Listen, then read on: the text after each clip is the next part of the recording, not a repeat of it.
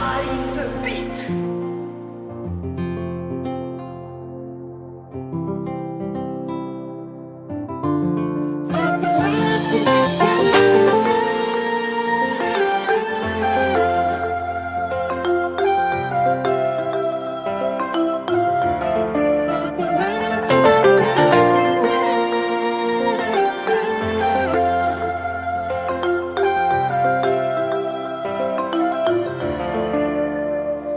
Matukisa nofanya anjara watsy mivilany za inonao de ho hitanao izy fa ho avea niadintsainy no koa zany watsy misy dirane za manay anao enao tsy voatery hitady ny aminao efa milamigny vady anjara fa tsingamigny vady tsara tsy ampoizinao efanye wavuniandro ananao aminye zay vao tsampanao ny marigny akatianaranao oyae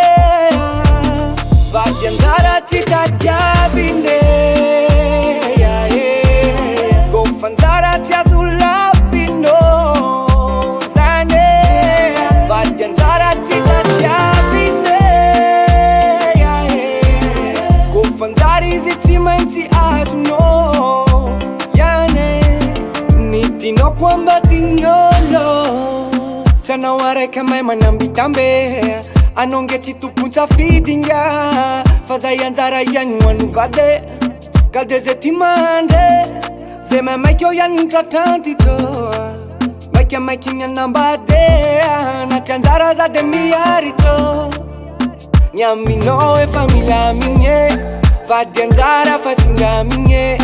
vady tsara tsy ampoizinao efanye wavuniandro ananao aminye zay vao tsampanao ny marigny akatianaranao oyae vady anjara tsy tadiavine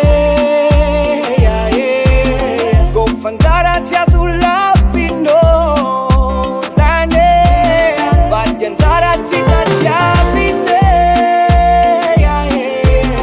go fanjara izy tsy maintsy azonao iane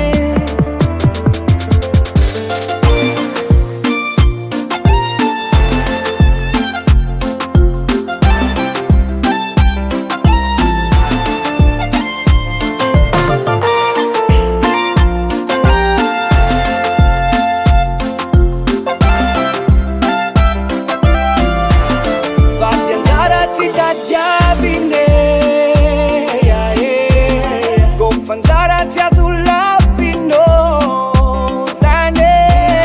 vady anjara tsy tadiavine